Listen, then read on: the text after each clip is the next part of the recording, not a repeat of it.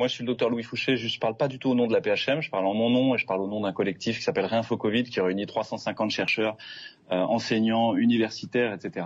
J'ai pas de conflit d'intérêt dans cette histoire et c'est la première question que vous devriez poser à tous ceux qui l'ouvrent dans cette histoire. Pourquoi il faut pas reconfiner? Parce qu'il y a des effets collatéraux systémiques qui sont absolument majeurs et que dans la balance bénéfice-risque, les risques l'emportent beaucoup sur les bénéfices dans cette épidémie.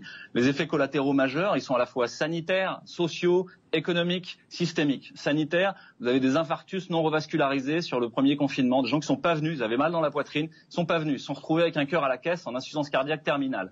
Vous avez des cancers, des leucémies, des lymphomes qui ont 3, 6 mois, 7 mois de retard diagnostique et thérapeutique. Et on voit des formes qu'on voyait plus depuis 30 ans, avec des pertes de chance en termes de pronostic qui sont majeures et qui vont largement compenser les morts du Covid, et même bien plus.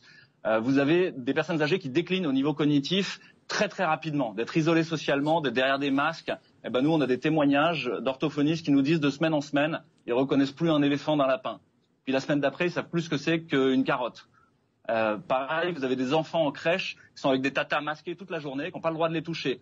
Relisez Cyrulnik et les orphelinats de Roumanie, c'est ce qu'on est en train de faire à nos enfants. Ils n'arrivent plus à apprendre à parler, ils n'arrivent plus à associer les phonèmes avec l'articulé avec les émotions. On est en train de devenir fou. La réalité, c'est qu'on est devenu fou et il faut même faire des mesures ciblées. Donc, comme je vous l'ai dit, laissez les médecins prescrire l'hydroxychloroquine, le Zithromax et le zinc. La balance bénéfice-risque, même si vous savez pas si ça va vraiment bien marcher, il faut le faire. Il y a tellement peu de risques et il y a tellement de bénéfices potentiels. Laissez-les faire et arrêtez d'essayer de vendre le remdesivir.